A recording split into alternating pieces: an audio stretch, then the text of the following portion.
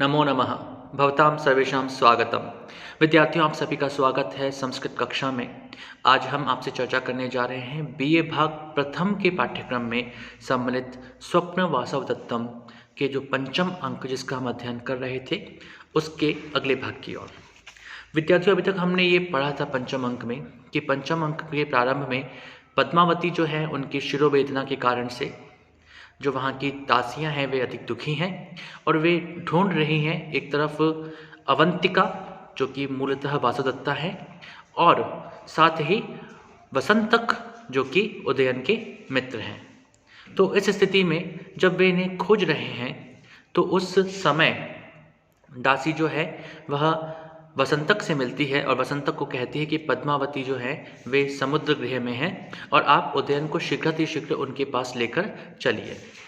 और साथ ही वह कहती है दूसरी दासी को कि वह अवंतिका को बुलाए क्योंकि अवंतिका पद्मावती की मित्र है और इस शिरोवेदना के समय, इस पीड़ा के समय अगर अवंतिका उनके पास होगी तो निश्चित रूप से पद्मावती का जो दर्द है, पद्मावती का जो रोग है, वह रोग शीघ्र ही दूर हो जाएगा।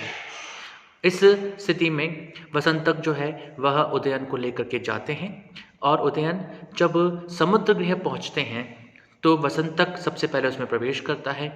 वसंतक जब प्रवेश करता है तो वह सामने रखी हुई एक माला जो कि गिर गई है, उस माला को हिलते हुए देखने के कारण से उसे सांप समझ लेता है और उदयन से समझाता है कि नहीं, ये सांप नहीं है बल्कि ये तो तोरण माला है।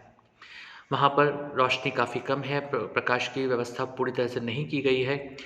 सबसे पहले वसंतक विचार करता है कि शायद पद्मावती यहाँ से आकर चली गई हैं, किंतु उदयन वहाँ की स्थितियों के बारे में चिंतन करके उसका परीक्षण निरीक्षण करके और कहता है कि नहीं नहीं, अभी यहाँ पर कोई आया ही नहीं है।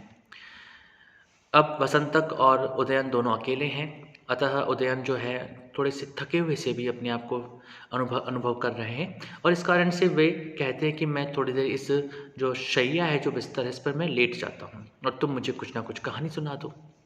वसंतक और उदयन के मध्य बातें चलती है। उसी बीच उदयन को नींद आ जाती है। वहाँ पर शीतलहर जैसी स्थिति है, थोड़ी ठंडी ठंडी हवाएं चल रही हैं, अतः उन्हें ओढ़ाने के लिए एक चादर लाने के लिए वह चला जाता है। वसंतक का निकलना होता है और दूसरी तरफ से वासुदत्ता जो कि अवंतिका के रूप में वहाँ पर रह रही है, उसका प्रवेश करना होता है।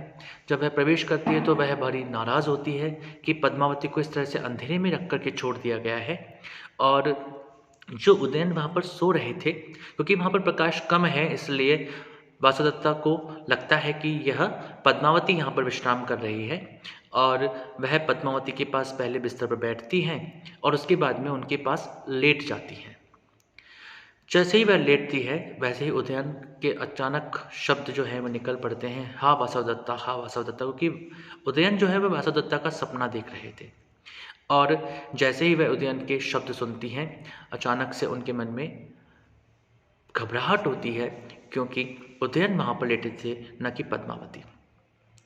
और वासवदत्ता को ये चिंता होती है कि कहीं उदयन ने वासवदत्ता को देख तो नहीं लिया है। लेकिन वह धीमे धीमे जब वहाँ पर और थोड़ी देर रुकती है तो वह समझ पाती है कि वह सपने में ही इस बात को कह रहे थे और इस कारण से जो वासुदत्ता है वह कुछ देर और वहाँ पर रुकने की कोशिश करती है। फिर उनका हाथ जो है वह उठा करके और बिस्तर पर रखती हैं और थोड़ी देर उदयन को निहारती हैं और उदयन जग न जाए और वह देख ना ले, इसलिए वहाँ से निकलने लगती हैं। जब वे वहाँ से निकल रही होती हैं उसी समय फिर उदयन अचानक से उठते हैं और उठ करके और चिल्लाते हुए द्वार की तरफ दौड़ते हैं, लेकिन वासुदत्ता वहाँ से निकल जाती है और उदयन भी जो है वह एक ठोकर खाकर गिर जाते हैं। इसी समय पर वसंतक का पुनः प्रवेश होता है और वसंतक जब प्रवेश करते हैं तो वे बताते हैं कि मैंने वासुदत्ता को देखा है। वसंतक कहते हैं कि यह आपका भ्रम है, क्योंकि वासुदत्ता तो मर चुकी है, अब वे हमारे पास नहीं है। अब क्या घटनाक्रम घटते हैं उसी को हम इस श्लोक में अब आगे के अंश में पढ़ेंगे। तो 9वां जो श्लोक है उस श्लोक में कहा गया है, यदि तावदयम स्वप्नो धन्यम अप्रतिबोधनम अथायम विभ्रमो वा स्यात् विभ्रमो ह्यस्तु मे चिरम। ये श्लोक हमने पिछले वीडियो में पढ़ा था और यह 9वां श्लोक था पंचम अंक का। इसके आगे विदूषक कहते हैं, भो वयस्य एतस्मिन् नगरे अवंती सुंदरी नाम यक्षिणी प्रतिवसति सा त्वया दृष्टा भवेत्। वे कहते हैं, हे मित्र, इस नगर में अवंती सुंदरी नाम की एक यक्षिणी रहती है, वही आपके द्वारा देखी गई होगी, आपने उसी को शायद देखा होगा। राजा फिर कहते हैं, ना ना, नहीं नहीं, ऐसा नहीं है। और फिर वे कहते हैं, जो कि 10वां श्लोक है, और 10वें श्लोक के माध्यम से वे कहते हैं, स्वप्नस्यांते विबुद्धेन नेत्र विप्रोषितांजनम चारित्रम अपि रक्षन्त्या दृष्टम दीर्घालकम मुखम। वे कहते हैं कि नहीं नहीं, जिसको मैंने देखा है वह कोई यक्षिणी या कोई अन्य नहीं है, वह तो वासुदत्ता ही थी। और वे कहते हैं, स्वप्नस्य अन्ते, इसका अन्वय इस प्रकार से, स्वप्नस्य अन्ते विबुद्धेन मया चारित्रम अपि रक्षन्त्याः नेत्र विप्रोषितांजनम दीर्घालकम मुखम दृष्टम।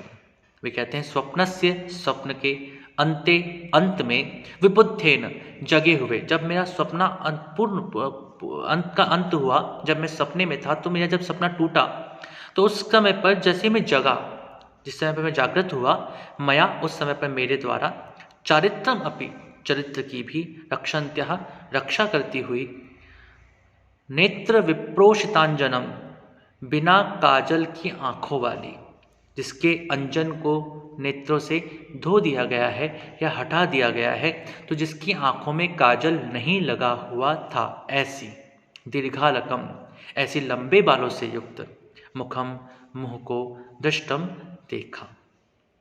तो मेरे द्वारा ऐसे मुख को देखा गया जिसके लंबे बाल थे, जिसकी आंखों में काजल नहीं था, और जो अपने चरित्र की रक्षा कर रही थी, अर्थात वह दिखाई ना दे, उसे कोई पहचान न ले, ऐसा प्रयास करती हुई निश्चित रूप से वह वासुदत्ता ही थी और कोई नहीं थी। इस प्रकार से राजा कहते हैं। राजा आगे और कहते हैं, अपि च वयस्य, अरे मित्र और भी सुनो, पश्य पश्य, देखो देखो। और वे कहते हैं, योयम संत्रस्तया देव्या तया बाहुर्निपीडितः स्वप्ने अप्युत्पन्न संस्पर्शो रोमहर्षम न मुंचति। क्षमा करें, मैं इस श्लोक को वापस आपके सामने दोहराऊंगा। योयम संत्रस्तया देव्या तया बाहुर्निपीडितः स्वप्ने प्युत्पन्न संस्पर्शो रोमहर्षम न मुंचति। वे कहते हैं, यो अयम संत्रस्तः, यो अयम संत्रस्तया देव्या तया बाहु निपीडितः स्वप्ने अपि उत्पन्न संस्पर्शः रोमहर्षम न मुंचति। संत्रस्तया तया देव्या, यह अयम बाहु निपीडितः स्वप्ने उत्पन्न संस्पर्शः सन अपि रोमहर्षम न मुंचति। संत्रस्तया अर्थात अत्यंत भयभीत, तया उसके द्वारा, देव्या अर्थात उस वासुदत्ता के द्वारा, उस देवी के द्वारा, यह अयम बाहु निपीडितः, यह जो अयम, यह बाहु, मेरी जो भुजा है, मेरी जो बाहु है, निपीडितः दबाई गई थी, क्योंकि वासुदत्ता ने जो उनकी भुजा बिस्तर से नीचे की तरफ लटक रही थी, उसको उन्होंने उठा करके बिस्तर पर रखा था। तो उसको उठाने के लिए जो उन्होंने उसको स्पर्श किया था, उसके लिए यहाँ पर कह रहे हैं, वे कहते हैं कि सपने में भी उत्पन्न संस्पर्श, जो ये स्पर्श हुआ था, रोमहर्षम न मुंचति, वो अभी तक मेरे रोमांच को, रोमहर्ष को, जब रोंगटे खड़े हो जाते हैं, उन सब स्थितियों को न मुंचति, नहीं छोड़ रहा है। वे कहते हैं स्पष्ट रूप से कि मैं निश्चित रूप से कह सकता हूँ कि वह और कोई नहीं, वासुदत्ता ही थी। क्योंकि देखो, उन्होंने जिस प्रकार से मेरे बाहु को, मेरे भुजाओं को पकड़ा था, और उस कारण से अगर इस सपने में होता तो शायद अभी तक भी इस प्रकार का अनुभव मेरे अंदर नहीं हो रहा होता। यह वास्तविकता है कि वासुदत्ता यहाँ पर आई थी। विदूषक फिर कहते हैं, माँ इदानीम भवान अनर्थम चिंतयित्वा, हे महाराज, अब आप इन सब बातों को मत करो, क्योंकि वासुदत्ता जलकर मर चुकी है और उसका जीवित होना संभव नहीं है। अतः अब इन सब चिंताओं को छोड़ दीजिए। एतु भवान, एतु, हे महाराज, अब यहाँ से अपन चलते हैं। चतुशालम प्रविशामः, हम चतुशाला में चौसाले में प्रवेश करते हैं।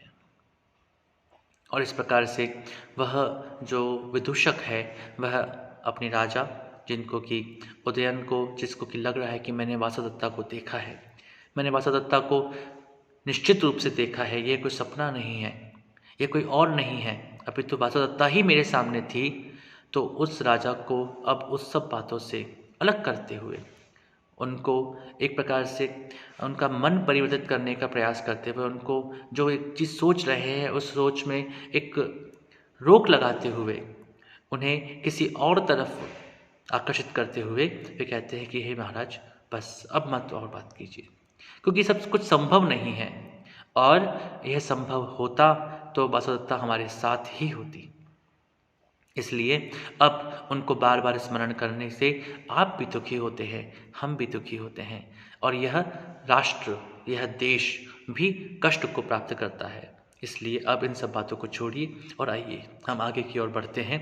अब हम चतुर्शाला में प्रवेश करते हैं। तो इस प्रकार से यहाँ पर की स्थिति हमने देखी और आज हमने पंचम अंक जो कि स्वप्नावतादत्तम का है उसके 10वें और 11वें श्लोक का अध्ययन किया। इसके आगे का अध्ययन भी हम अगले वीडियोस में जारी रखेंगे। आपका बहुत बहुत धन्यवाद। नमो नमः। शुभम भवतु। पुनर्मिलामः।